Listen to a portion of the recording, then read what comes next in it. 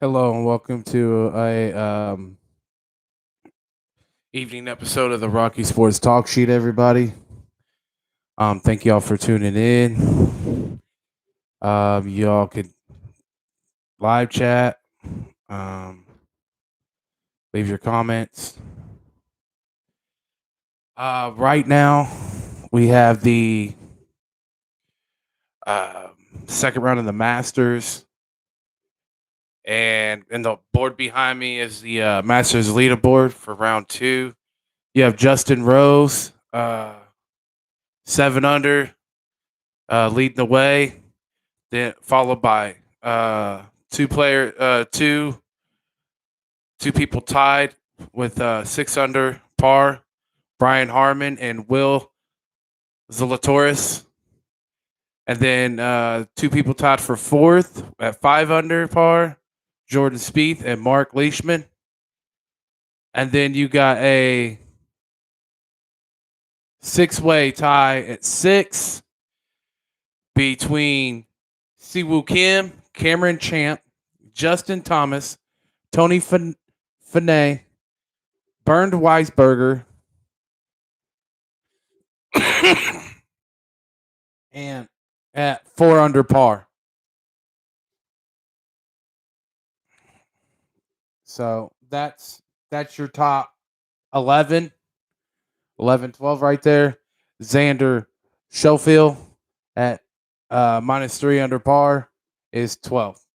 So there is your top 12th right now in the second round of the Masters tournament. Um, my guy's actually up there. I think Jordan Spieth. That's who I picked to win the Masters. He's in tie for fourth right now. He's 2 shots back, so he's still got a fighting chance. He's still up there. He's at the top of the leaderboard. He's not leading right now, but I feel like he's going to come back and win it. Now, let's get into some football news. About 2 weeks away from the draft, the NFL draft here, and there's been an NFL story out there recently that the Washington football team is really, really, really, really likes quarterback out of North Dakota State University, Trey Lance. They love this kid.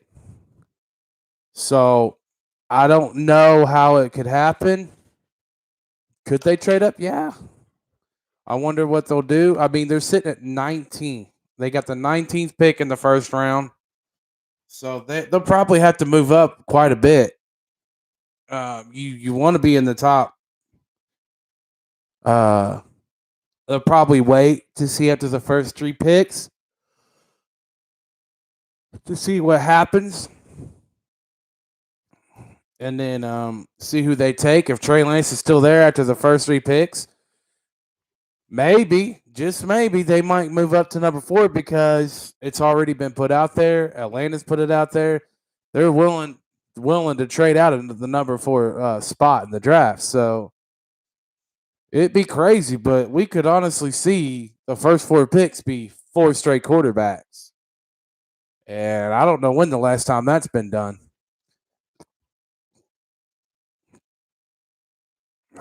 I don't think this is like they're making it seem like this is the elite of elite quarterback class. And my opinion, it's not. I think there's like 2, maybe 3 quarterbacks in this draft that I can see playing for a long time and leading their franchise. Other than that, I don't see him. I don't see it. I don't see it. I don't see it with Justin Fields. I don't see it with Mac Jones. I just don't see it. Now, Trevor Lawrence and Zach Williams, I wholeheartedly see it. Wholeheartedly see it. But I'll tell you what, I don't think the Washington football team is going to get a chance because I don't think that the Niners with the third pick is taking Mac Jones like everybody thinks and wants them to believe, I think it's a complete, utter smokescreen. Straight up smokescreen. Yes, the Niners are going to do due diligence and go to these pro days and stuff, but I believe that is the team that's going to take Trey Lance. I think the 49ers are taking Trey Lance with the third overall pick. So, in my opinion, I don't think the Redskins will get a shot. But you never know. The NFL draft, it's full of shockers. It's full of, there's all these stories months leading before the draft. A lot of teams do it. It's basically to set smoke screens. They even try to, get some of the top tier players to fall. They put out, stuff out there, maybe to try to get them to fall, and then they snag them. There's a lot of like orchestrations between teams trying to get their way in the NFL draft. They try to tweak things to get what they want and the players that they want. I don't think the Washington football team is going to get them. I could be wrong. I would be shockingly, stupidly surprised if Mac Jones is who the Niners pick at third. I would have not traded. Basically, the equivalent of Mac Jones is not the equivalent of 3 first-round draft picks. Hell to the no. I'm sorry. He ain't Peyton Manning. That ain't an Andrew Luck you're seeing out there. That's not I mean, that's not Tom Brady. It's just no. It's not Brett Favre, Aaron Rodgers. It's not one of those you have to go get that guy because he is the best of the best. Not Patrick Mahomes. I just don't see it. I don't see it. I could be wrong, but there's been other Alabama quarterbacks, especially since Nick Saban's built a powerhouse there, that have come out and played crazy in college at Alabama at quarterback. Crazy. And I believe one of them is on a show somewhere. I don't know what show, but he was Alabama starting quarterback and had a crazy career there, crazy good career. And he's not even in the league. And in a lot of ways, he reminds me of Mac Jones. That's just my opinion. So, and I believe that this quarterback I'm talking about, jeez, I can't for the likes of me. It's been like 2 weeks since I saw him talk highly of Mac Jones. And dude, no, just like you're not. He's not going to be worth it, in my opinion. Like I said, I could be wrong. Y'all can share your opinions, but I just don't see it. I just do not see it. And a lot of the reasons why these quarterbacks look really good at Alabama, I don't know, because you got a walking 5-star football team walking out there. And in a lot of ways, it's just, they're so open and they're so not covered because it's a skill position. They're way too good than the other team. Way too good. Way too good. And they have way too many damn weapons. Way too many receiver weapons. For the last 2 years alone, Alabama is a walking touchdown factory at wide receiver. Too many. Way too many. I just don't see Mac Jones even living up to a first-round talent quarterback. I don't. In my opinion, he's a third or fourth round quarterback. He's a third or fourth round quarterback.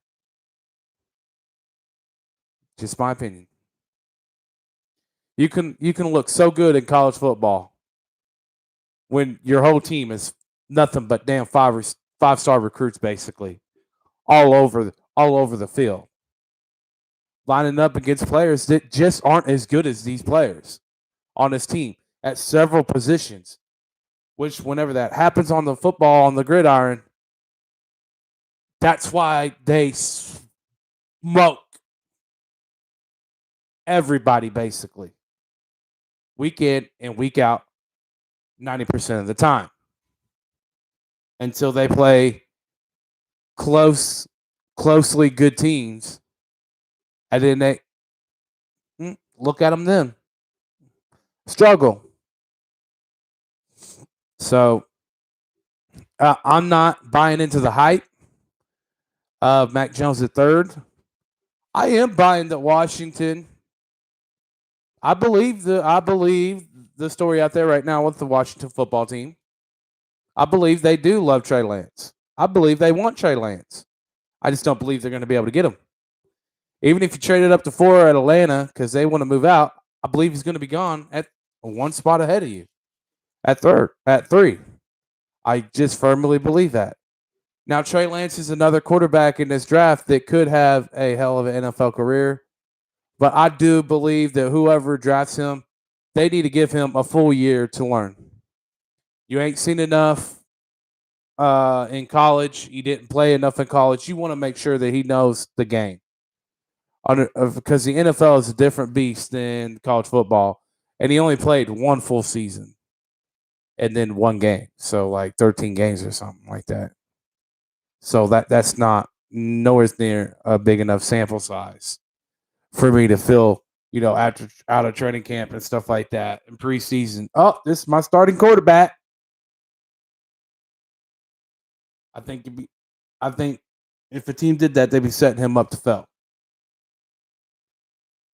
They'd be basically walking him out there to look like RG3 after he got hurt. And that was rough. So I let him study for like a year or two.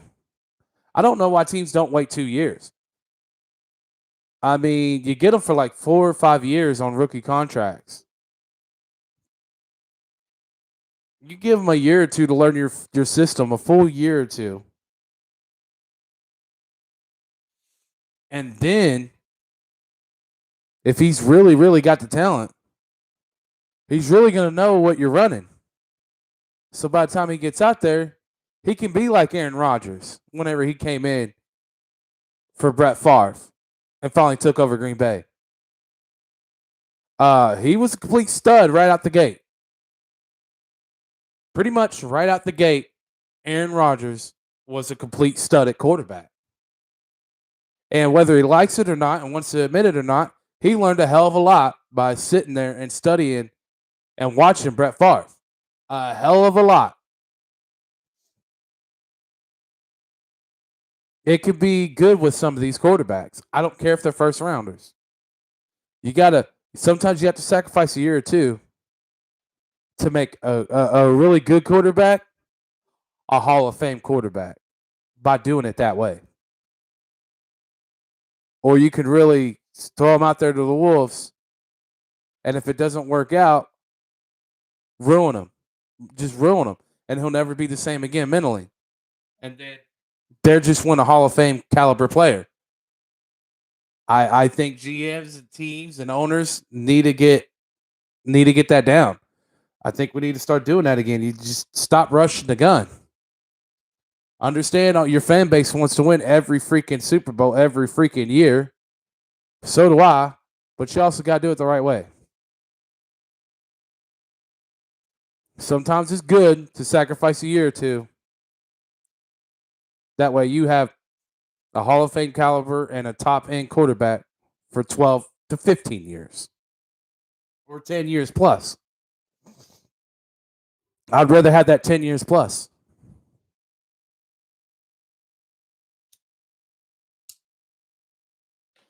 Now, this is the edition of the Rocky Sports Talk Sheet. Thank y'all for tuning in. Hopefully y'all like this video. Again, make sure y'all watch the draft at the end of the month. Also tomorrow be talking. We're actually going to be talking wrestling tomorrow on my video.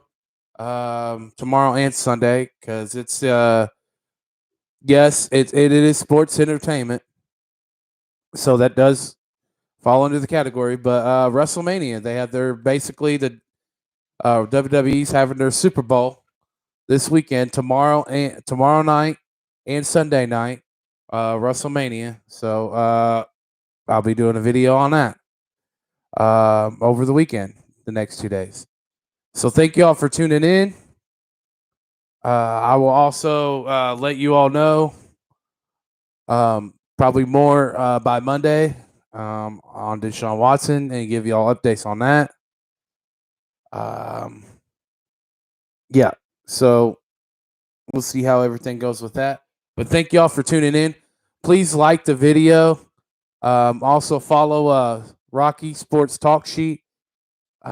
Some people ask me how you spell it. It's ROCKEY, Rocky Sports Talk Sheet on Twitter. You can follow me with that name on Twitter and on Facebook. Also on Twitch. So also with the same thing. Now, Rocky Sports Talk Sheet on Twitch, it's all one word in all caps. So I appreciate all the love and support. And let's continue to make this grow. And I will be back tomorrow with another episode for all of you out there. Thank you all for tuning in. Thank you all for listening. And just much love to you guys. So thank you all. I hope you all have a great weekend, everybody. And you know what? I'm going to check out. Why not? I'm going to check out the WrestleMania. So, like I said, I'm going to make some videos over the weekend. And just me and my wife just watch WrestleMania. And I'll give you all updates on it. I think one of the things I will say on this, I think the night after WrestleMania, how about this? Becky Lynch returns. There we go.